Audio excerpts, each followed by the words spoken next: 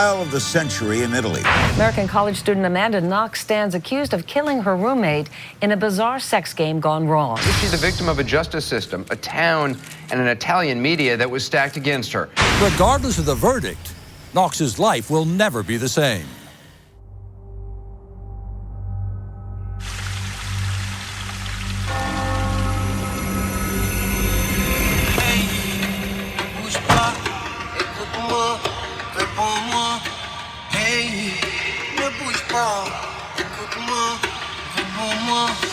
Rends-moi le cœur, elle m'appartient.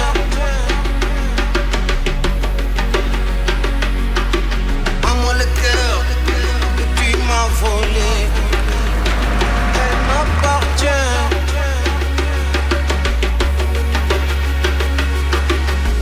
C'est comme on a vécu que le temps de pause, l'espace d'un matin.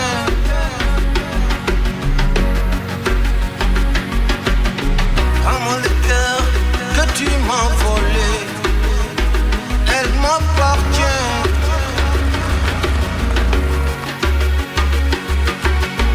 C'est comme on a vécu que le temps d'une pause, l'espace d'un matin.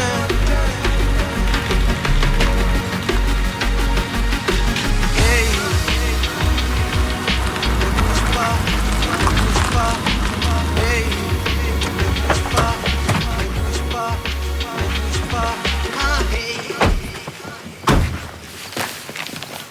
Buongiorno. We are looking for Meredith Kircher. Meredith lives here, but she's not here right now. I'm Raffaele Sollecito. And this is Amanda Knox, una studentessa americana. She lives here with Meredith. There's 4 of us all together. Bene. We found Signora Kircher's cell phone this morning outside her house on Via Sperandio. We thought maybe it was stolen and dumped there. Well, I've called Meredith a few times this morning. She didn't answer. I guess that's why. This is starting to freak me out a little bit. What do you mean? Well, when I came home this morning, I noticed that the front door was open. And then I went upstairs, and there was a broken window in one of the bedrooms and several drops of blood on the floor in the bathroom. So Amanda ran back to my place and got me. Yeah. We were just up there, and it looks like someone broke in. Did you call the police? I thought you were the police. We're the Polizia Postale. We investigate stolen computers, credit cards, and cell phones. We called the emergency number, the 112, a few minutes ago, and the Carabinieri said they would send someone. While we're waiting, though, maybe you can come inside and take a look. I'm scared to go in there again. Sure.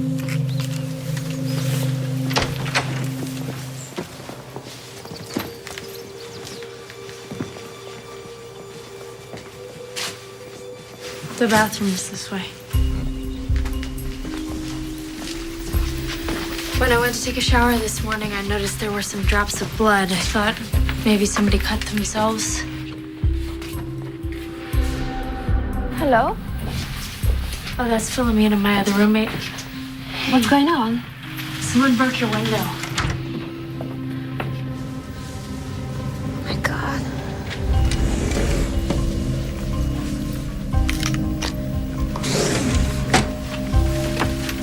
Anything missing?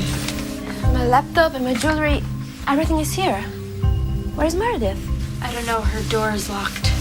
We knocked a few times, but there was no answer. Meredith never locks her door.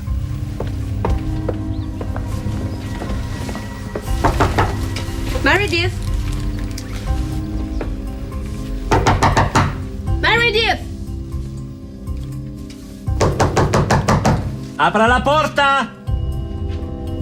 I would like to report a break-in. Sì, a Perugia. Apra la porta! Hello? Someone broke into her house. What? Are you all right? They're breaking down Meredith's door right now. Why? Fight. Amanda, talk to me.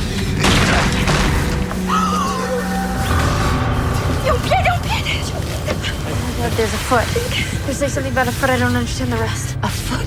What do you mean a foot? Oh my God, I don't know if it's a foot or it's a whole body. Everybody out! Via! Immediatamente! Via! What's that all about? Oh my God. That was Amanda. She said something about a break-in.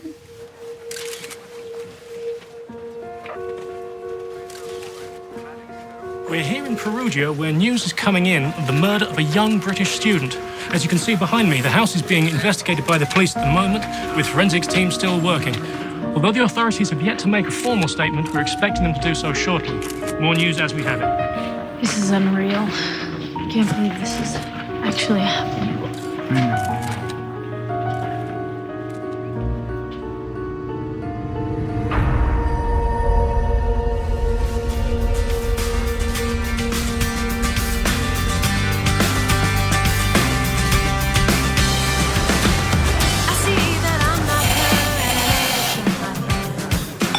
Buona giornata. Buona giornata. Buona giornata, signore. That's Italian for have a nice day, sir. Whatever. Hey. Can I get a decaf soy cappuccino and iced latte macchiato? Decaf soy cappuccino and nice macchiato. Per favore. Dude, Foxy, I can't believe that you're ditching us this year. What is the team gonna do without you? We need Foxy Knoxy. I'm sure you'll survive. We'll find a way. But what about DJ? I mean, is he gonna come and, hang out with you in Perugia? Actually, we're taking a little bit of a break. He's gonna be in China for the year. I'm gonna be in Italy. It just doesn't make much sense to be tied down. I'm gonna be here forever, serving cake. I hate you.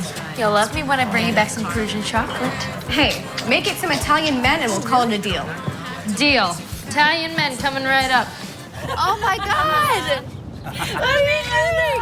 Oh, I love you. I love you too. Hi, Dad. Hi. How's my world traveling? I'm good. How are you? Already missing you.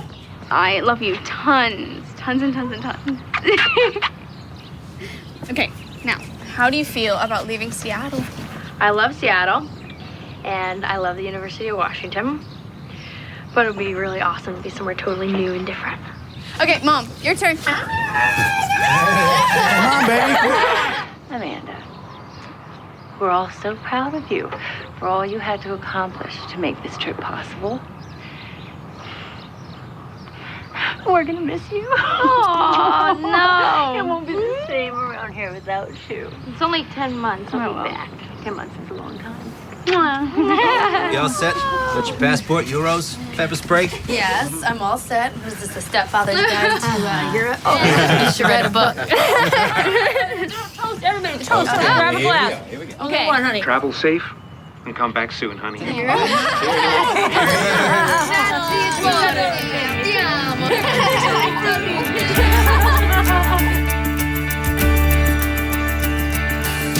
It's great you could get over here so soon. How's your jet lag? Tired? I'll survive. This is the town square. It's like hookup central. And this is Palazzo del Priore. It's got some beautiful 13th century frescoes if you want to check it out. You can drink out in the open here? In Italy, they say everything's illegal and nothing's forbidden. See these guys? They're dealing, mostly hash and weed. This place is awesome. I want to study here. Oh, we can go to some bars after dinner, but you cannot tell Mom anything. There's a place down here that posts classified, so maybe I can find an apartment. We should look. What? Oh, come on. It's Italy, dude. Get with the time. You're cute. Come on. I'll share.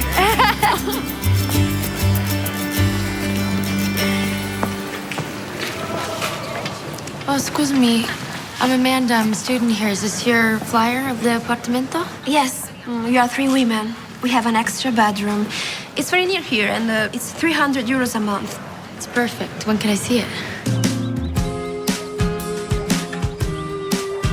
Eccoci qua. So, this is your bedroom. It's small. No, it's nice. It's cute. I like it. And you share the bathroom with a girl named Meredith, an English girl. A British roommate. Very cool. Oh my God, it's perfect. I love it. I love it. Would it be possible for you to give us a 1 month deposit? Yes. No problem. I'll get the lease. You can sign it now. Good. I hear you're American. Meredith, nice to meet you. Nice to meet you. Ciao. I'm Amanda. Are you studying here? European politics and Italian. Very cool. I'm starting at Università per Stranieri in September. Right down the street, Ace. Ace? No, Ace? Brilliant, fantastic. Don't you use that word? Not like that, but it's good. I'll start.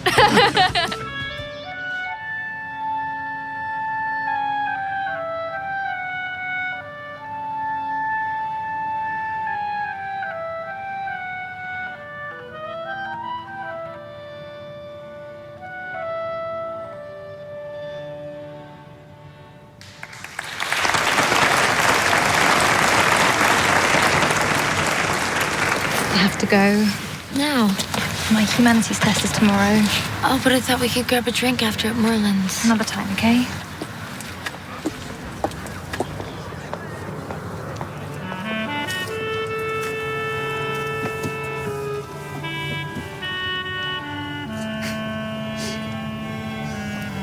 Raffaele. Amanda, buonasera. I come from Bari. It's down south. On the coast of the Adriatic, yes, I know. Bravo. You know European geography. Not all Americans are ignorant slugs. Come on. I grew up in Seattle. See how you do. Seattle, it's a city. Uh-huh. In Washington State. Okay. And it's home of Microsoft. Most people say home of Grey's Anatomy and birthplace of Kurt Cobain, and you say Microsoft. I'm studying computer engineering. What do you expect? I actually think it's very charming.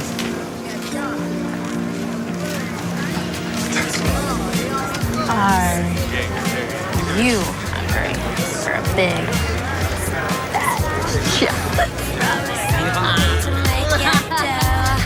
Maybe there's something to make it true. A little more goes such a long way. You know I want a little more love from you. Love to do me right, yeah. You know you gotta let me see your love for me. You gotta do it right, yeah.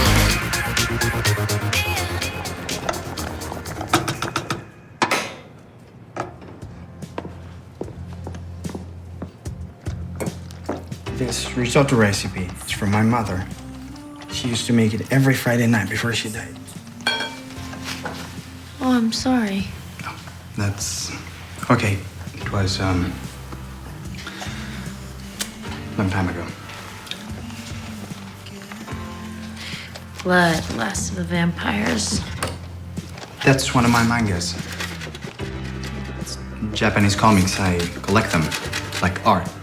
Very cool. So is your dad still around? He lives in Bari. He's a doctor. Molto importante. My dad's vice president for Macy's stores, and my mom teaches math. They split when I was really little, though, so. My parents were divorced too, but back then it wasn't so accepted. And kids teased me a lot at school.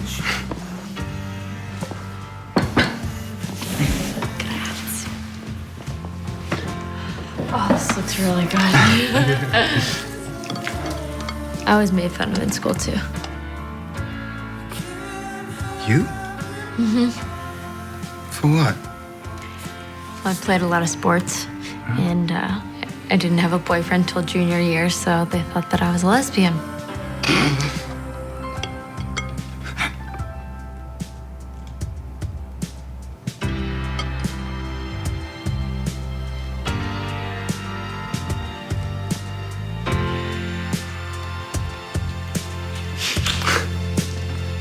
You don't kiss like a lesbian. No? Maybe you should try again.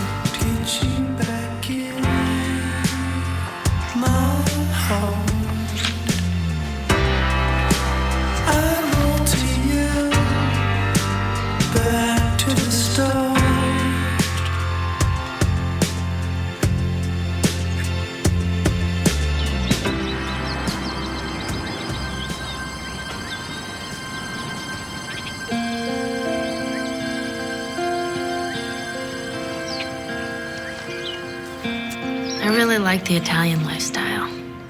Everything shuts down in the middle of the day. Life really isn't about going to work and making money. It's about who you are and what you choose to do and who you choose to spend your time with. This is actually one of the happiest times in my life.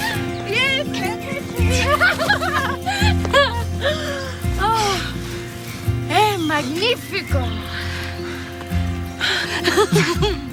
You are un spirito libero, Amanda. You live your life like a dream. But it is a dream, and I don't ever want to wake up.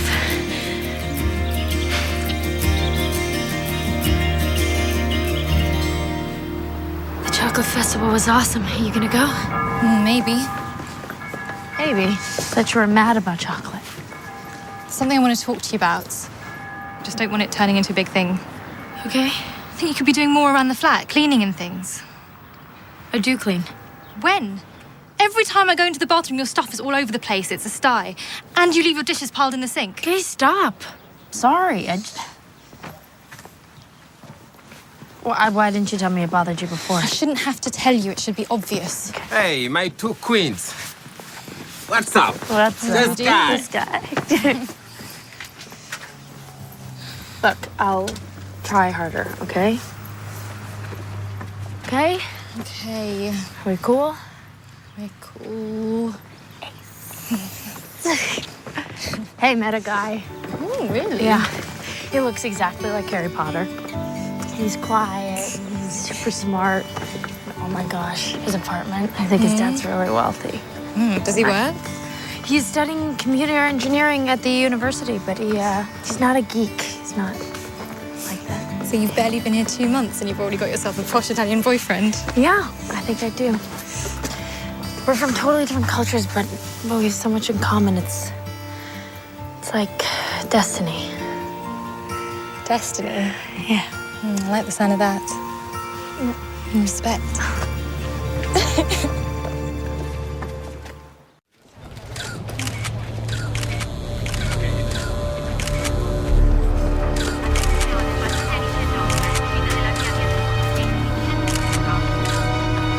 21-year-old British exchange student Meredith Kircher was found brutally stabbed to death in her apartment in Perugia earlier today.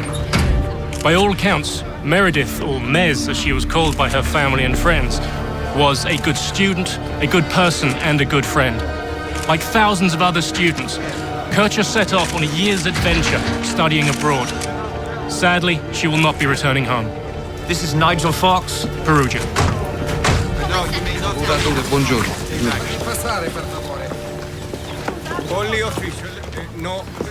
Prosecutor Mignini, What do we have so far? the glass in the back window is broken. It's the bedroom of Filomena Romanelli, the roommate of the victim. That's how they got in? We think the break-in could have been staged. Let's take a look. Prosecutor, this way.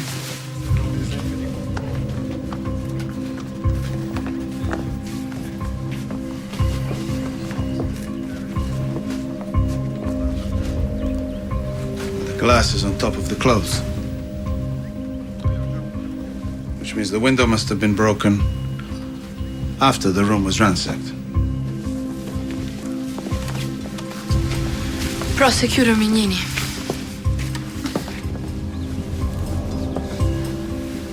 Poor child. We found Miss Kircher in a pool of blood and she was covered by this quilt. Her throat was slashed. Based on the blood trajectory, she was kneeling in front of the wardrobe when she was stabbed. Whoever did this must have been covered in blood. How'd the killer leave without tracking bloody footprints everywhere? But we did find a couple of visible footprints. And we also raised 5 or 6 latents with luminol. So someone tried to clean up afterwards. Not the MO of your typical petty thief or rapist. I think we could be looking at something more sinister here. In the meantime, I want to talk to Kircher's roommates and everyone who knew her. There is a place down here that has great scamorza. What's that? It's seasoned and smoked cheese. Sounds good. Let's go. Wait, 1 second. Sorry. Hold on. Hi, Mom. Where are you? I'm on a walk with Raffaele. I think you should come home. Mom, I've got to finish school. Well, listen, sweetie, I know how important your studies are to you and the year abroad, but we'll deal with all that later. I just think it's right to come home. You've been through enough. Mom, I'm fine. Really, seriously, I'm okay. You don't sound okay. I'm staying with Raffaele and I can buy new clothes. It's really not a big deal. Damn it, Amanda. I want you to come home now. Mom, it's not gonna happen, okay? I'm a big girl. I get to make these decisions now. Hold on. Please want to talk with us. Mom, I have to go down to the precinct, all right? We'll talk about this later. I love you. Bye. Please, you can wait here. Everything's happening so fast. I can't think. It's like a nightmare. You're in shock. Amanda Knox? Yes, it's my turn. Prego. I woke up at my boyfriend, Raffaele Solicito's apartment where I'd slept the night before. And around, I think, 10:30, I went back to my house to take a shower. Was there not a shower at Solicito's house? Yeah, but it's small, plus all my clothes are at my house. But when I got there, I noticed that the front door was open, but sometimes the lock on the door doesn't catch, so I just went in anyway. And then when I went upstairs to take a shower, I noticed that there were some drops of blood on the floor, a blood stain on the bath mat and another one on the sink. You're very brave. You found the door open, blood in the bathroom. Despite all this, you had a shower. Well, I mean, the truth is, I thought it was menstrual blood or somebody cut themselves. I mean, I definitely didn't think somebody had been murdered. And what happened when you went back to Amanda's place with her? We looked around and I got concerned, so I called my sister who works for the police and she told me to call the 112. After I did, we went outside and waited for them. Thank you both. I know this is a very difficult time. We just want you to catch whoever did this to Meredith. You have my promise. Where do you want to go? I don't know. My house is officially a crime scene, so I guess that's out. You can stay in my place if you want. Well, thank you. At least now I have some clean underwear. Wait, does that mean you're not wearing any right now? Maybe. Maybe not.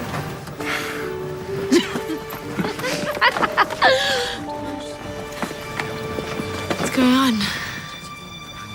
It's a memorial to Meredith.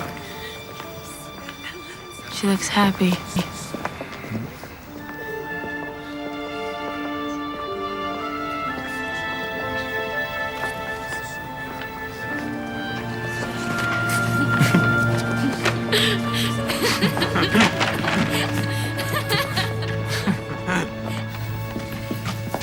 Hey, you remember I told you I was looking for a part-time job? You got one? Not yet, but there's an opening down at La Chic and I was gonna go check it out. Do you wanna come with me? Please, moral support. Fine. Ace. Nah, but I really want this job. Are you sure I look sexy enough? Yes. L'insanto per essere un loco malvasia Grace. Grazie. I used to make mojitos with that vodka back in London. Vodka mojitos? They're amazing. You want to try one? Sure. I need a waitress. 2 nights a week. You have any work experience? Yeah, well, I was going to college. I worked part-time at a cafe and a sports bar and an art gallery. The pay at Le Chic is 50 euros a week plus tips. Want to think it over? No, I'll take it. Here you go.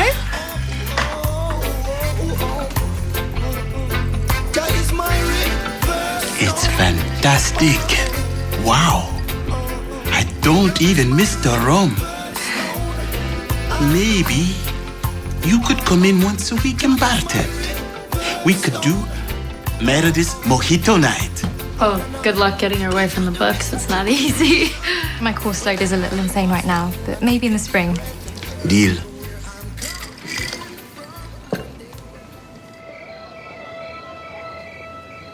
What are you thinking? Thinking that I hope this is all over soon. And this time last year, all I worried about was midterms and pulling a good shift at my job. Now my roommate's dead, and I'm in the middle of a murder investigation. Life's just so random, you know?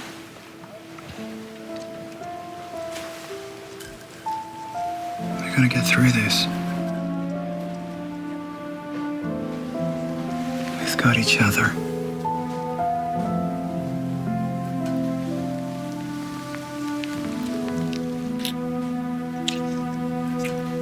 I found over 40 bruises and cuts on Kircher's body, in addition to multiple stab wounds. Most of the cuts were superficial jabs, almost as if someone were toying with her before killing her. According to her family, she was a strong girl. She would have fought for her life. Bruising indicates someone held her down and choked her before she was fatally stabbed. How could a single person inflict this much damage? There had to be more than one attacker. Was she raped? It could have been rape or it could have been rough consensual sex. It's impossible to determine which. So, someone had sex with her and then tried to strangle her. And when that didn't work, they slit her throat. Fatal wound, severed her thyroid artery. You have time of death? Between 9:30 and 11:30 p.m. But there is something else. Forensic evidence indicates that several hours after death, Kircher's bra was cut off and her body was moved. What kind of killer returns to the crime scene? Cleans up, stages a break-in, and moves the body.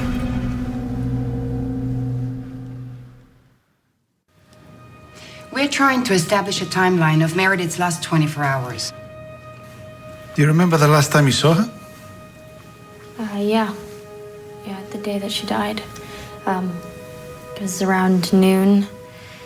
I was sitting in the living room playing guitar.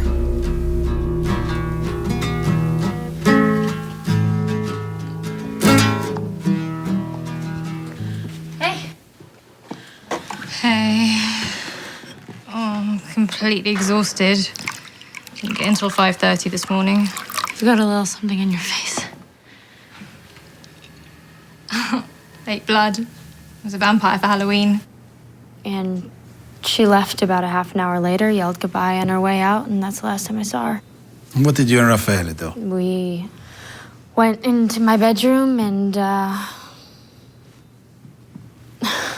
Amanda, Detective Navarro and I have been around. There's no need to be embarrassed. we smoked a joint. And, around 5 o'clock, we went back to his house and watched a movie on the internet. And after that? I thought this was about Meredith. We're asking these questions to everybody. And because you are so close to Meredith, your memories are especially important. Per favore. Okay, we smoked another joint and had sex and went to bed. Bene. What time did you wake up? Around 10 a.m. I went back to my house, and I've told you all of this already. Well, police business is very boring. It's all paperwork and questions over and over. Would you mind going back to the cottage with me? I promise to come up with some new questions. Yeah? The four boys who lived downstairs. How well do you know them? Pretty well. We were all friends. Was Meredith sexually active with any of them? Yeah, she was seeing Giacomo Silenzi. He's a really, really nice guy. Does he have a key to the upstairs? No, I don't think so. They'd only been seeing each other for a few weeks. I only ask because we think whoever murdered Meredith used the key to get in. I thought they broke in through Philomena's window. We suspect the break-in was, staged after the fact to throw us off,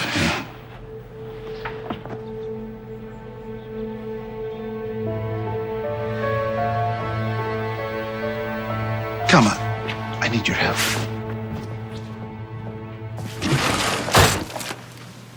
Do you notice any knives missing, Miss Knox? Amanda, what's wrong? Amanda. Stai tranquilla. Come. I take you outside.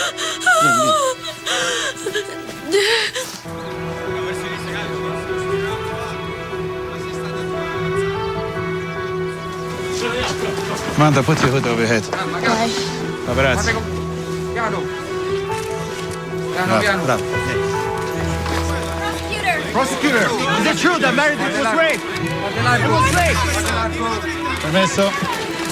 Fate passare. Any new developments come to light? Any Yes. new developments can share? Yes, we do. We're working on them now. Excuse me, that's it. Thank you so much. Thank you so much. Thank you. Thank you. Permesso. Comments, please. That's it, no more. I just got off the phone with Amanda. She said the police took her back to the crime scene today. It was terribly upsetting. Don't they have any other witnesses? Amanda said they're talking to everyone who knew Meredith. Must be so traumatic. You have to keep reliving it every single day. She said they questioned her every single day this week. Amanda's a smart kid. She can handle it. She's in a foreign country, Chris. Dealing with foreign police in a foreign language. Yeah. I'm gonna leave tomorrow. I don't want her dealing with this another day by herself. We found this partial next to Meredith's body. It's a men's Nike athletic shoe set in Meredith's blood. This bloody footprint was on the mat in the bathroom, also male. The lab is analyzing it for specific class characteristics. Size-wise, it's compatible with Raffaele Sollecito. What about the luminol footprints you found in the hallway? Are they compatible with Sollecito? Too small. They're between a size 36, maybe 38. Amanda Knox is a size 37.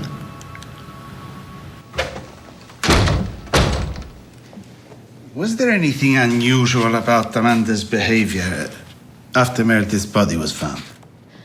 When we were in the squad room, waiting to be questioned, Amanda was acting very strange. Everybody noticed it. Strange in what way? Meredith's English friends and I were a complete mess. We were all crying and hugging each other. Amanda and Raffaele were fooling around, acting like nothing had happened. They were completely detached. Did Amanda say anything at all about the crime? I said I hoped Meredith hadn't suffered, and she turned to me and said, Of course she did. She died a terrible slow death with her throat slit. You're sure? She said Meredith's throat was slit. Positive. Amanda and Raffaele were in the kitchen when the door was broken down. Is there any way she could have caught a glimpse of the neck wound? Yeah, maybe on her way out. Meredith's body was covered by a quilt. Only her hair and her foot were visible. And there is more. The owner of Quinta's supply store came in today. He told me that a young woman with piercing blue eyes and a pale complexion came into his store at 7:45 the morning after Meredith had been murdered and bought household cleaning supplies. He thinks it was Amanda. He identified her in a photo array.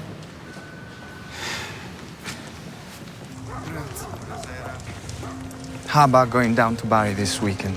You could meet my father. Wow, you move fast. Yeah, well, it would be a relief to get away from all this police questioning. Well, you have nothing to hide, right? I think my father would like you. Has he liked your other girlfriends? You are my first real girlfriend, Amanda. No, I'm not. Stop it. I'm serious. It's true.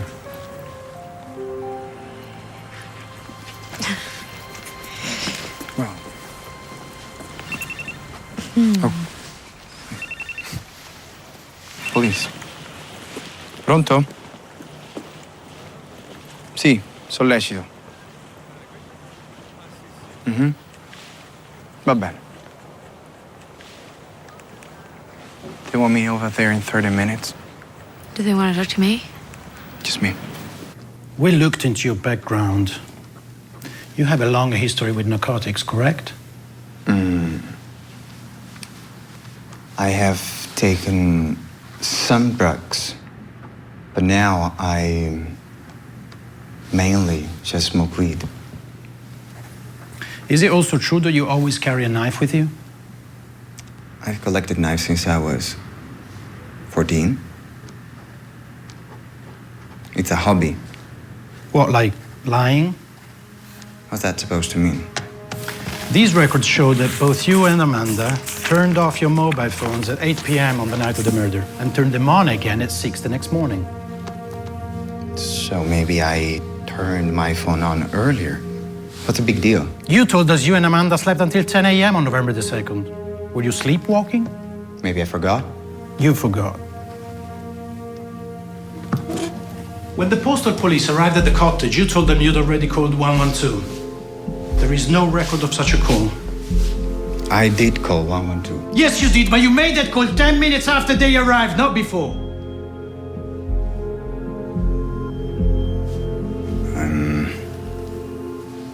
I'm done here. Listen, you spoiled brat. We're not dealing with a parking ticket here, okay? A girl has been murdered. If you don't start talking, not even your daddy will be able to dig you out. Yes. Is that clear? Yes. Good. I'm listening.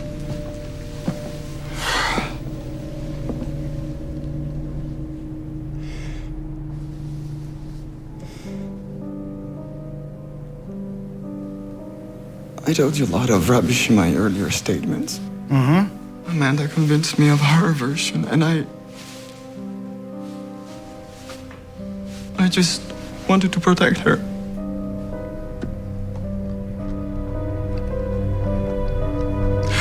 But I didn't think about the contradictions.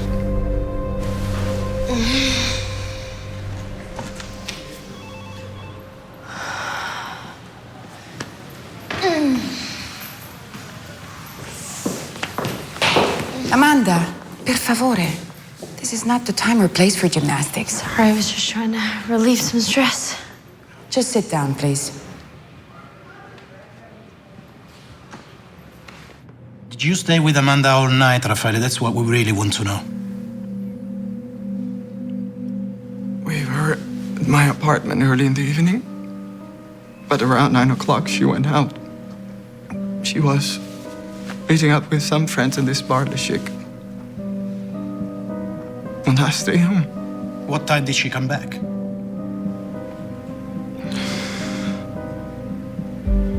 Not until 1 in the morning. I have no idea where she was all night.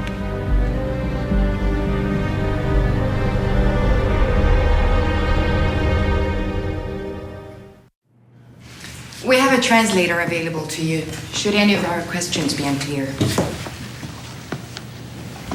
Where's Raffaele? We are interested in a text you got from Patrick Lumumba, your boss at Le Chic, on the night of the murder. Yeah, he told me that I didn't have to come into work. Wait, how do you know about my text messages? Can you read your response to him? Yeah. My Italian's not perfect, but it says, ci vediamo più tardi. In Italian, that phrase suggests a fixed appointment.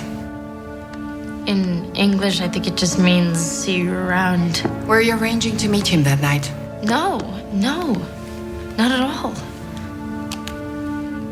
It's almost 1 o'clock in the morning. Can I go? I'm afraid that won't be possible. You have to start again. Okay? We cannot do it tomorrow. We have to do it. You said that already! I know! For tutta la notte cosa? Do we have to stay here all night or what? I tell you the same story. I don't know what you want me to tell you. The story. Once I realized I didn't have to go to work, Raffaele and I had dinner. We made love, and then we watched a movie on his computer. How many times do I have to go over this? Until your story adds up. What is that supposed to mean? It means that Raffaele Sollecito is no longer corroborating your alibi. He stated you left his house at 9 on the night of the murder and didn't return home until 1 a.m. That's not true. Just who are you trying to protect, Amanda? Is it Mr. Lumumba? No, that's not true. Amanda, I know you want to tell us the truth. I can see it in your eyes. I don't want you to take the fall for someone else.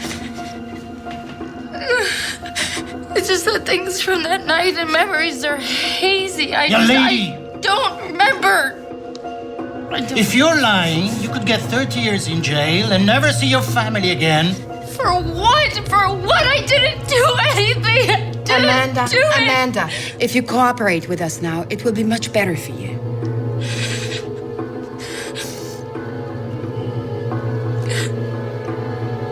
I'm scared.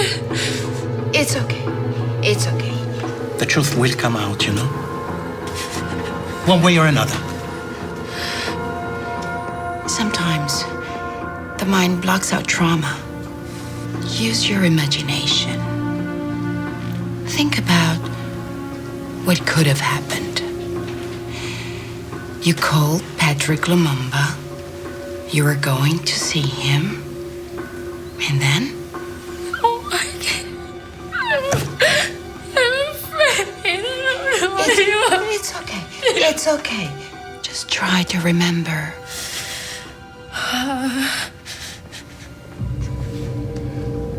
I did meet up with Patrick that night.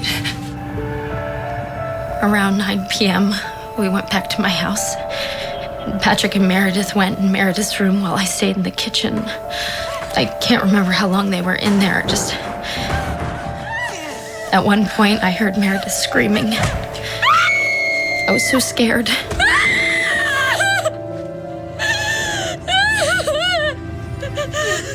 I can't remember anything after that. It's my head. It's fuzzy. I need some sleep.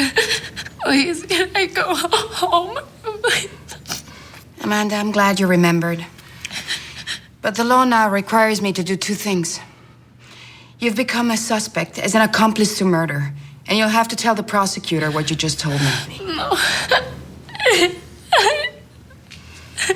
Are you ready to do that?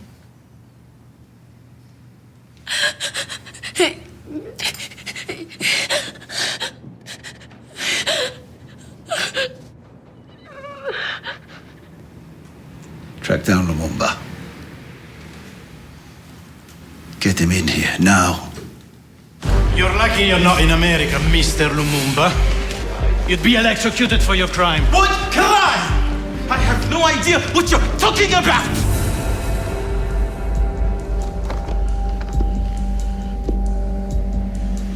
You think I killed Meredith? We have a written statement from Amanda Knox. In it, she accuses you of raping and murdering Meredith Kircher. She's lying! I have 7 sisters, man. There's no way I could hurt a woman. 7 sisters?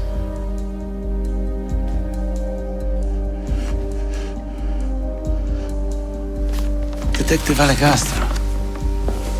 That's a compelling defense. I think we've made a horrible mistake here. This man has 7 sisters. He couldn't possibly have raped and brutally slaughtered an innocent young woman. listen to me. I was at my bar all night. I barely knew Meredith, and I certainly never been to her flat. Really? In her statement, she says she was there with you that night.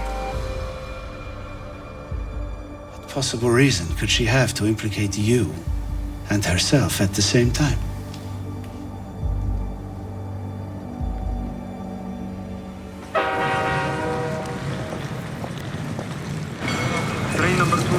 Do you speak English? English? Thank you. Sorry. Just a minute. Hi. Chris, I'm finally here. Police just arrested Amanda for Meredith's murder. What? Look, it's gonna be okay, honey. Just go to the mayor's office, okay? How can they possibly arrest her? I know you want answers, but right now we have none. Well, my ex-husband, who's Amanda's father, is going to be here on Friday, and he is contacting the American embassy. The mayor has spoken to a criminal attorney, Lorenzo Giordano. He's very good, very experienced, and he knows everyone. Well, there's a possibility that she won't even need a lawyer, right? I mean, once this whole thing is straightened out, right? I mean, Amanda is, she's only 20 years old. She's an honor student. She's kind, and she's gentle. And there is no way she could be involved in something like this. It's a horrible mistake.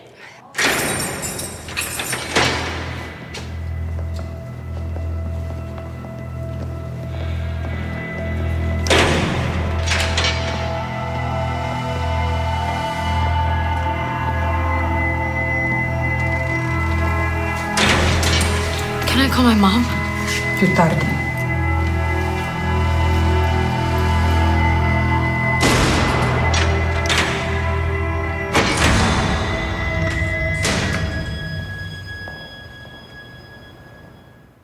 On the Ribs Tour, I'm on the road on our MySpace page.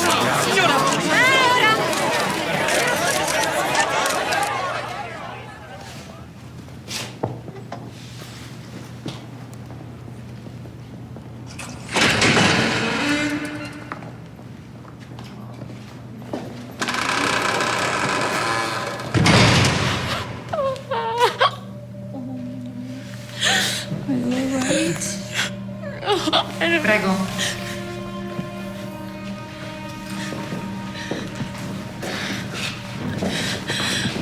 I just get confused. This is like a nightmare. What happened? I don't know. All I know is that Meredith was my friend and I didn't kill her. Amanda, we know that. But why did they arrest you? Because Raffaele lied. He said that I wasn't with him the night of the murder, and I don't know why. He's always been so nice to me. Maybe he wanted to disassociate himself from me. He was scared. I don't know. Honey, slow down. What happened with the police? They interrogated me for 13 hours. They threatened me. They called me a liar. They hit me. They hit you? Yes, they smacked me on the back of the head. And I was so scared, I finally told them that maybe I was at the house with Patrick the night that Meredith was killed, but it was more like a vision. It wasn't reality. I just wanted them to stop questioning me. Look, we're meeting with an attorney. He'll get to the bottom of this. Prego. Don't go. Please don't leave me. I don't want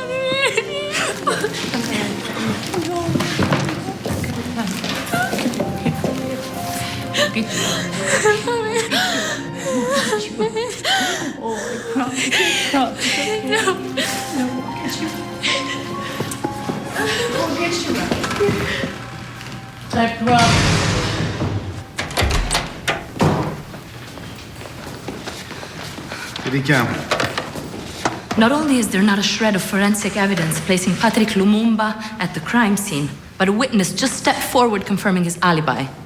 How is that possible? Because Amanda lied.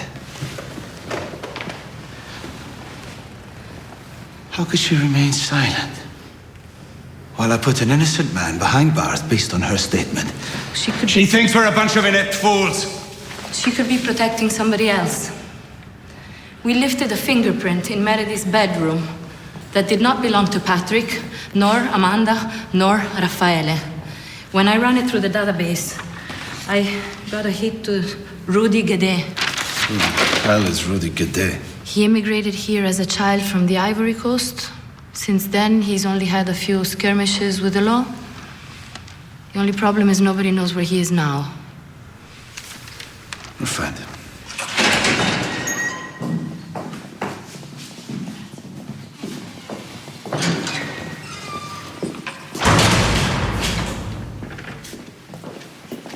Buongiorno, dottore.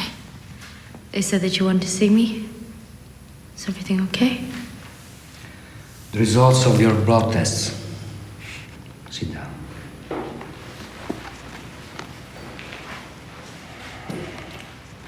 I'm sorry, but they show the presence of the HIV virus. AIDS? You can't be serious. Being HIV positive doesn't necessarily mean you have AIDS. No, that's not possible.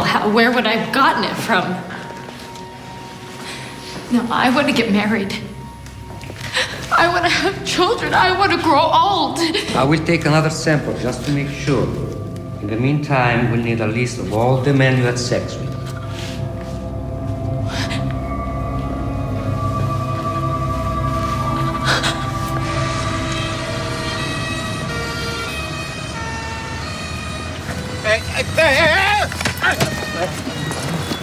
Ieri l'arresto di Rudy Ervanguede, la scarcerazione di Patrick Lumumba. Oggi è stata fissata per il 30 novembre prossimo l'udienza del Tribunale dei Riesami di Perugia per esaminare i ricorsi presentati da Amanda Knox, Raffaele Sollecito e lo stesso Patrick contro il provvedimento con il quale è stato convalidato il fermo nei loro confronti per l'omicidio di Meredith Kercher. I tre sono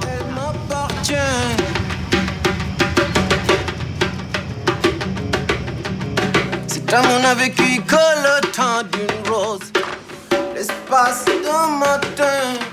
You having a party without us? What's going on? Where have you been hiding these two belle ragazze? We live upstairs. I'm Meredith. Rudy. Meredith's friend, Meredith's friend, Meredith's friend, Meredith's friend. Wanna get high, wanna get high.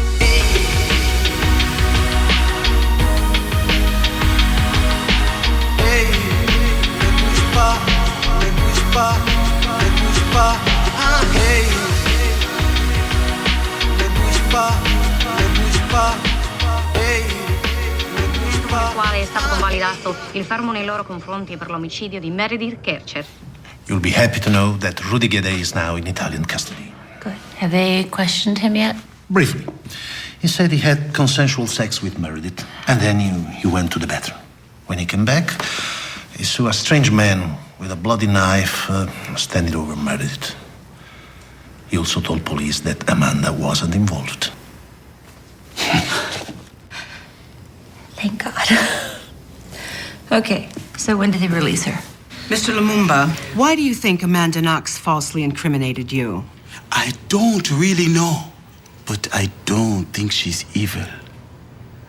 To be evil, you have to have a soul. Amanda doesn't. She's empty, dead inside.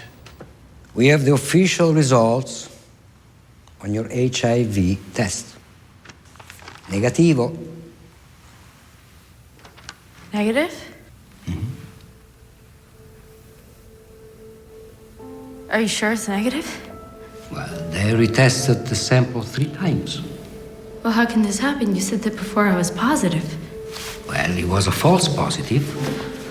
It happens sometimes. Sometimes? Sometimes this is my life that you're talking about. I mean, are you trying to make me lose my mind? Is that what you're trying to do? Scusi? No, don't touch me! You're sick! This whole country, the police, the press, you're all sick! It's been weeks and weeks. They already have the man who did this. Why is my daughter still in jail? There are some complications. What do you mean, complications? Based on the autopsy results, the prosecution believes Guede did not act alone. They think he had accomplices. But Rudy already said that they weren't there. He's changed his story. says he met up with Meredith at a Halloween party. He's now claiming that Amanda and Raphael were at the cottage on the night of the murder. She invited him over the next night for late. While they were kissing, Rudy suddenly got stomach cramps. Che va perfetto. He was on the toilet, listening to his iPod, when he heard a loud scream. He came out to find a man he describes as Raphael with a bloody knife. Meredith, no! Meredith! Oh, Dio mio! He tried to save Meredith, but couldn't.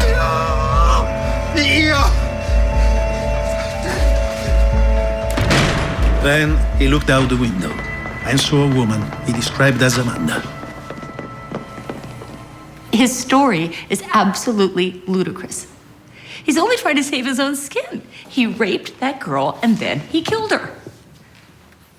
How can Vanini believe the word of this drug dealer over my daughter? The case is still under investigation.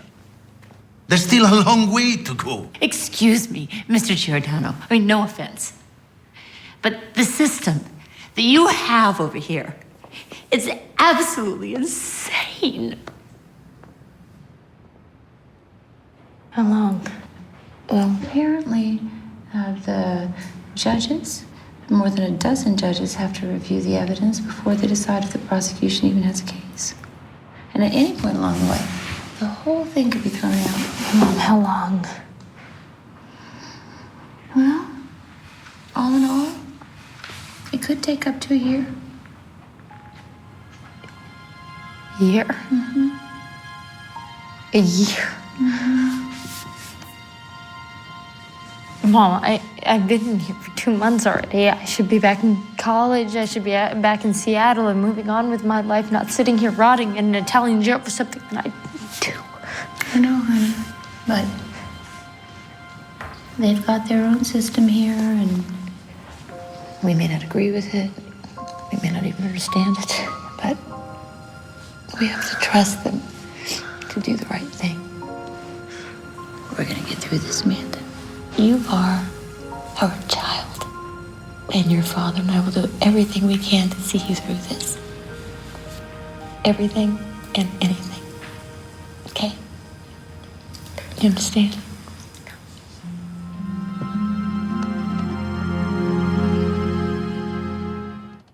We found Rudy Gadet's DNA all over the victim's bedroom. It was also on her bra, her handbag, her shirt, and inside her body. We identified Amanda's DNA mixed with Meredith's blood in 5 locations in the flat. This blood smear on the bathroom faucet contained Meredith's blood mixed with Amanda's blood. This is the knife we confiscated from Raffaele's kitchen drawer, and we identified Amanda's DNA on the handle and Meredith's DNA on the tip of the blade. So Amanda put the knife to Meredith's throat, keeping her under control. Raffaele held her down while Rudy raped her. Meredith fought back. Amanda plunged the knife into her neck, killing her. This is a plausible theory. The only problem is that the levels of Meredith's DNA in the knife were extremely low. How low? Less than 5 cells. You might not have what the Americans call a smoking gun, but if you add all the evidence together, I think you have everything you need to convict them all.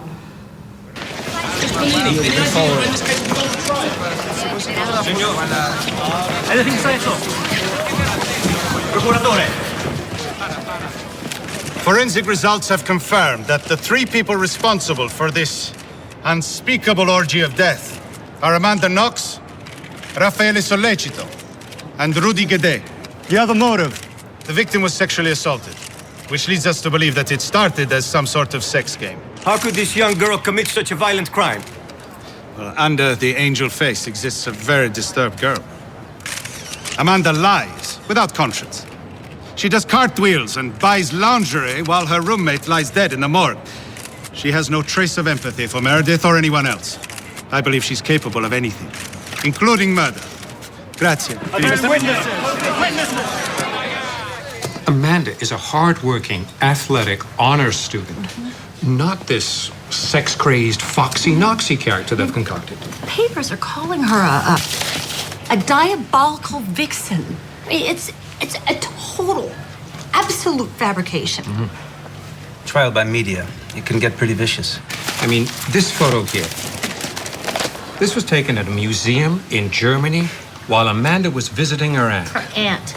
And where's the other one? Look, Foxy Knoxy. This is a childhood nickname that she had from playing soccer when she was 8 years old. What kid doesn't? Foxy Knoxy details her many lovers in Italy. The prison doctor told Amanda she had AIDS. He asked her to make a list of her sexual partners, and when she complied... Let me guess. The list was somehow leaked to the press. Yes. How can they do that? I mean, how can they just expose her personal life to the whole world? Public relations is all about creating an image, and whoever controls that image wins. If this thing goes to trial, she could be found guilty before she even steps foot in court. We're not rich, but we contacted you because we want to fight back. We need to fight back for Amanda. A lot of our work will be done through the American media. We need to get this story on the talk show circuit, into mainstream magazines, newspaper interviews. Okay, well, I guess we'll do whatever you need us to, right? There's something else that might help. The prosecutor on our daughter's case is under indictment in Italy. We'll certainly look into that. As Jesuit honor student Amanda Knox languishes in a Perugian jail for a crime she says she didn't commit, it now appears she's not the only one in the hot seat. In a twist that most Americans would find unbelievable, we've discovered the chief prosecutor, Giuliano Mignini, is himself under indictment for intimidation and illegal wiretapping in a decades-old serial murder case. Il procuratore Giuliano Mignini è stato attaccato dai media americani per le intercettazioni.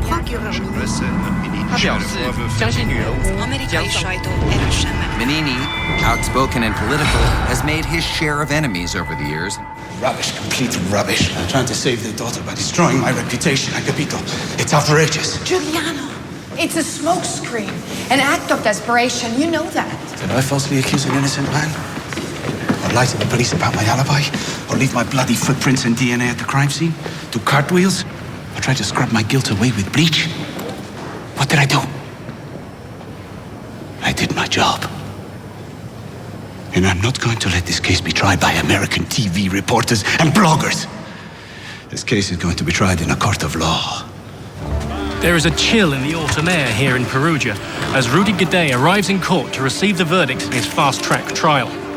Also here are the ex-lovers, Amanda Knox and Raffaele Sollecito. Do you want to say something? Foxy Knoxy swept into court like an invitee to a gala event.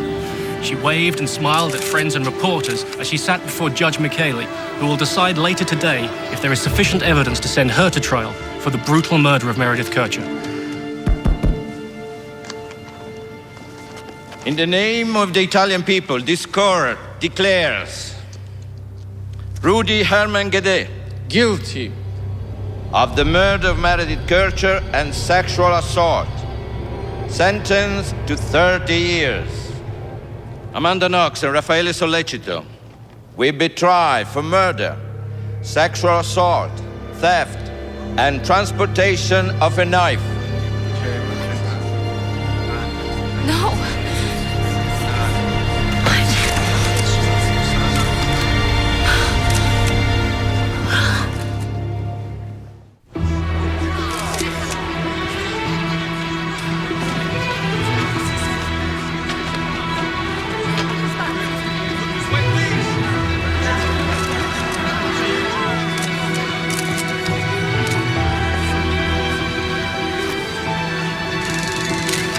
This case is like a puzzle.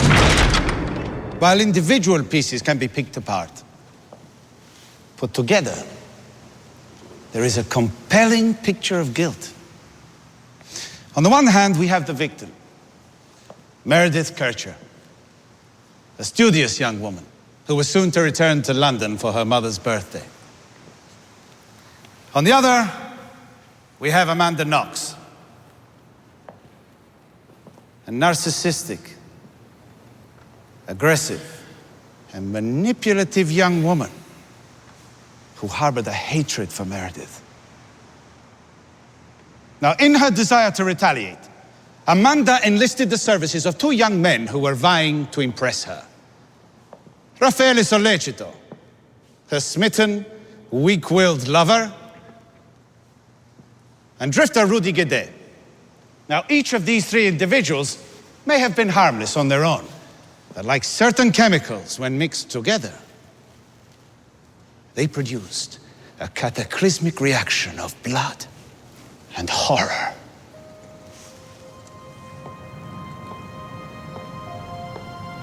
Meredith's death was unreal in many ways, and it still is. I still look for her. It's not just her death, but the nature of it. The brutality, the violence, the great sorrow it brought for everyone. Such a shock to send your daughter away to school. Not have her come back. We will never get over this.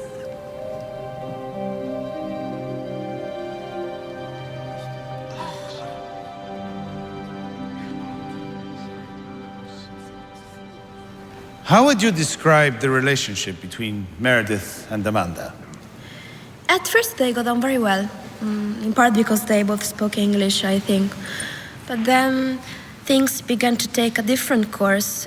By the end of October, there was tension. Tension over what? Meredith complained that Amanda brought strange men back to the house. She didn't feel her did her share of cleaning. She was also upset that Amanda left condoms and a vibrator in a transparent bag in the bathroom they shared.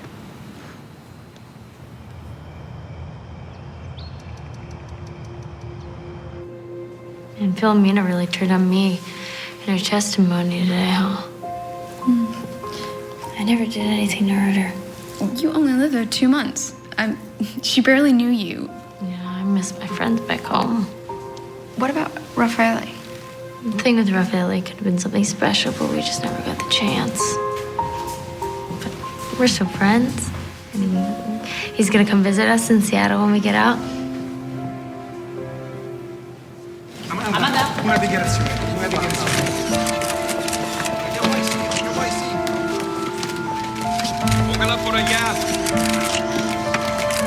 Ouais, d'accord.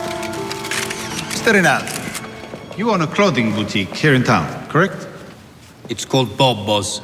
On November 3rd, did the accused come into your store? Yes. They bought some lingerie. And did Amanda Knox say anything to Raffaele Sollecito during this time?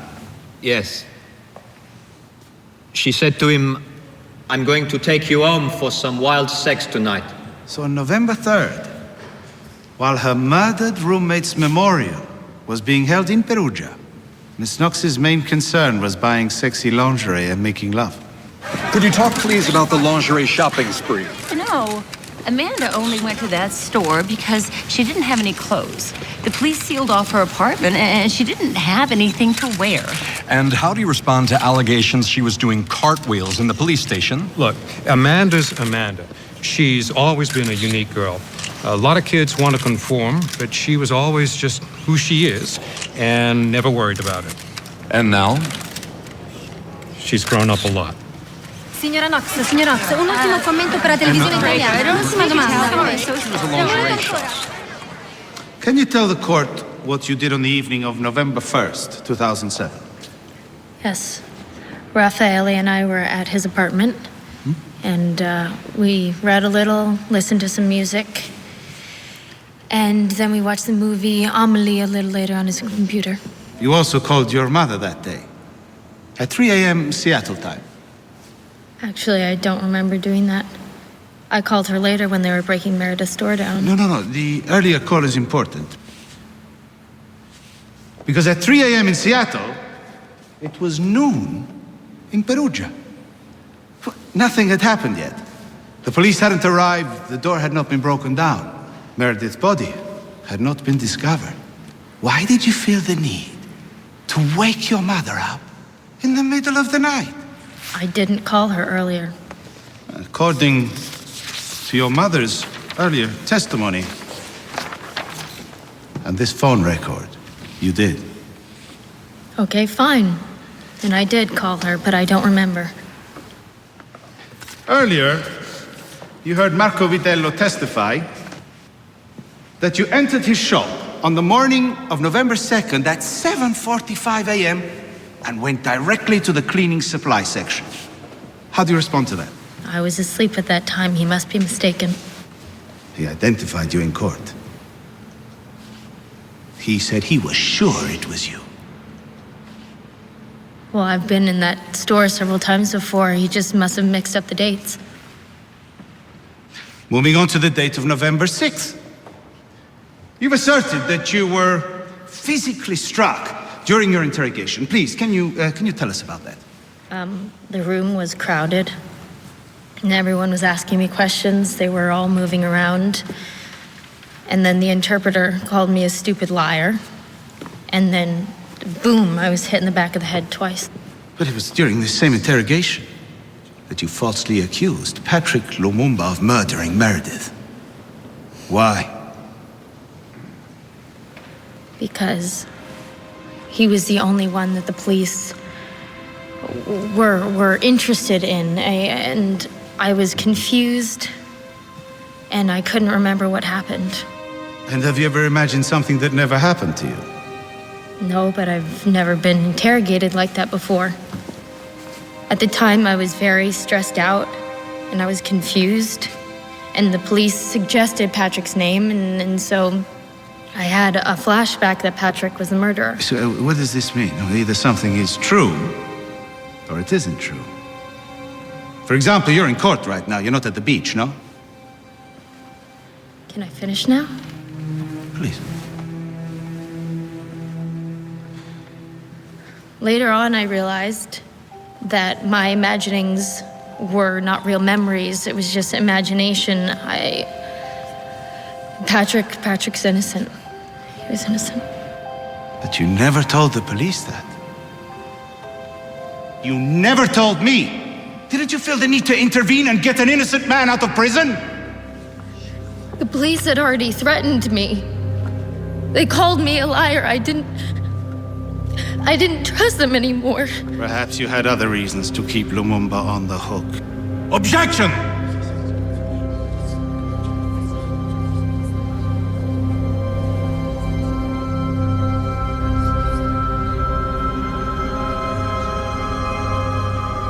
You've heard testimony about what happened before the murder of Meredith Kircher, and testimony about what happened after. Based on the evidence, I'm now going to tell you what we think happened during it. Around 10 o'clock on the night of November 1st, 2007, Amanda Knox and Raffaele Sollecito went to Grimana Square. Now, I believe they were there to meet Rudy Guedet, to buy drugs. At 11:20, Amanda opens the door to the cottage with her key, and she and the two men enter. They're all under the influence of drugs and alcohol. Rudy goes to the bathroom. Amanda and Raffaele find Meredith in her bedroom, having just returned from dinner with her English friends. Amanda and Meredith began to argue. The fight could have been over any number of things. Meredith and Amanda no longer got along. Petty jealousies. The fact that Meredith didn't approve of Amanda's sexual or hygiene habits. The time had come for Amanda to take revenge. And that's when Meredith's ordeal began. It is Amanda who started the fight, which triggered an unstoppable crescendo of violence. And it is Amanda who plunged the knife into Meredith's neck. It is Amanda and Raffaele who return later, undress Meredith, cut off her bra to make it look like a rape. And then Amanda covers the body with a quilt, a form of pietas, respect for the victim, as a woman and friend. She couldn't stand to see the nude, battered body she was responsible for. Amanda and Raffaele then ransack Filomena's room. They throw a rock through the window. A shower of glass lands on the clothes, on the floor. It is Amanda and Raffaele who staged the break-in in Filomena's room, bought bleach, and then scoured the crime scene, only stopping when they were interrupted by the unexpected arrival of the postal police. Buongiorno. Meredith Kircher was a beloved young woman. Her mother, father, sister, and 2 brothers will now have to go to the cemetery to be near her. Amanda Knox and Raffaele Sollecito, they took poor Meredith from this world. You must give them what they deserve. Ergastolo! Life imprisonment!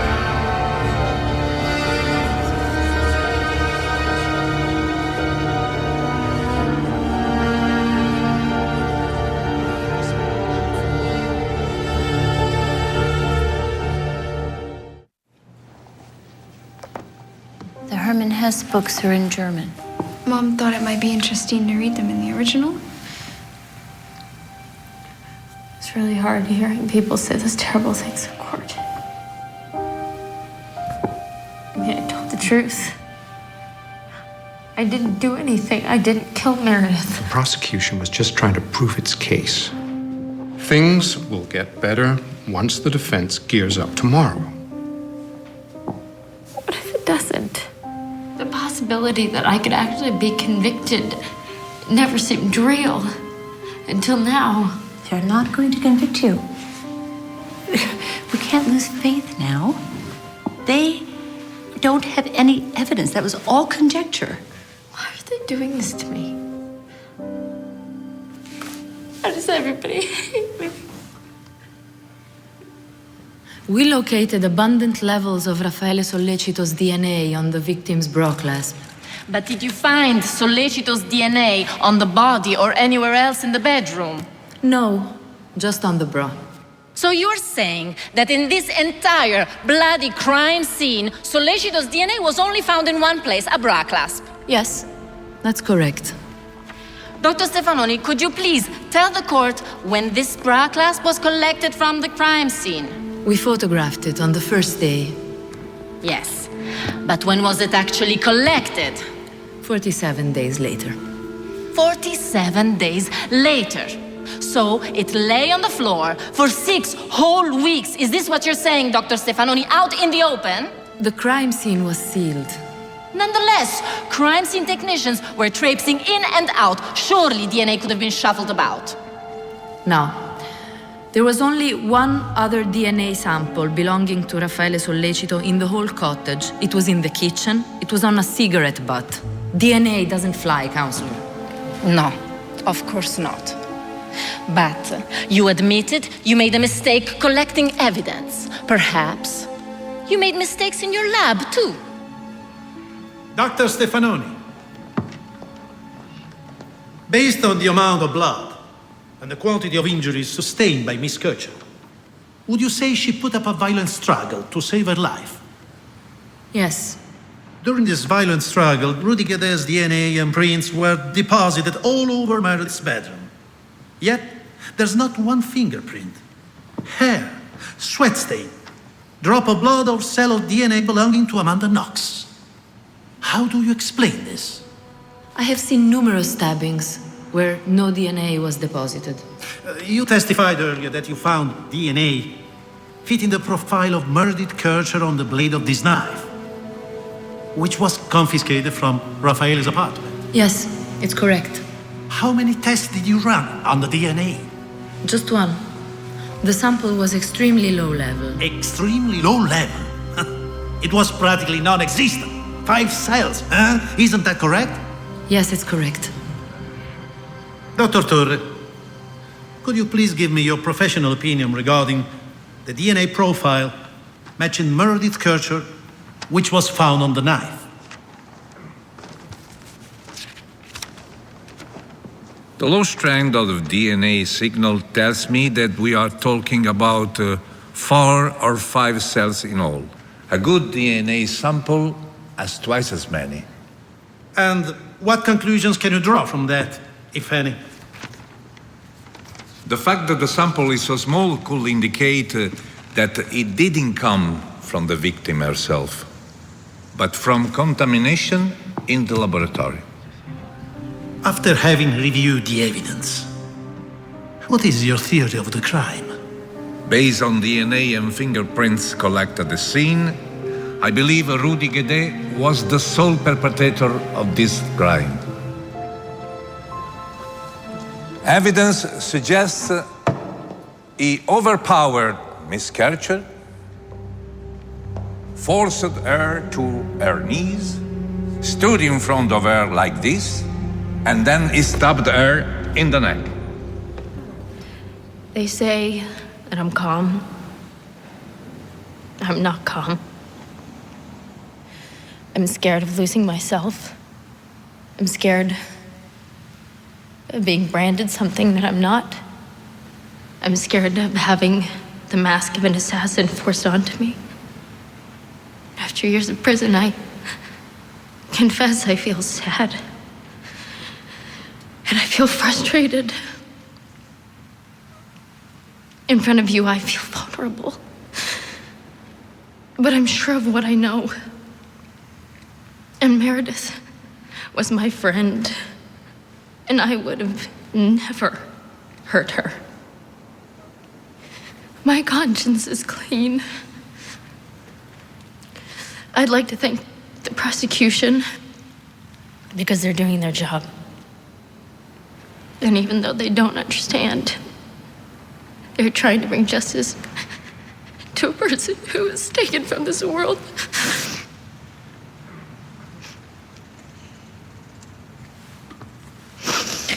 That's it.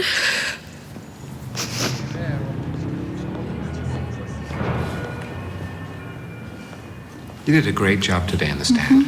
You were open and direct. Yeah. It looked like the jury really connected with you. Yeah, I mean, it looked like they believed you. Yeah. Yeah, but they don't. You have to trust. You have to trust, okay, that the jury is going to see right through the prosecution's lies. And if they don't get it right the first time, we'll win on appeal. I bought you a plane ticket.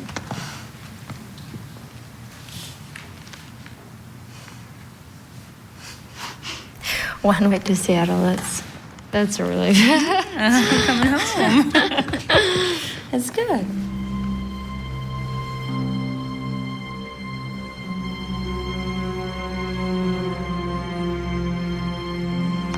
Condanno Amanda Marie Knox, guilty of the murder of her roommate Meredith Kircher, staging a crime scene and falsely accusing Patrick Lumumba, 26 years. Raffaele Sollecito, guilty of the murder of Meredith Kircher, sexual assault, and staging a crime scene, 25 years.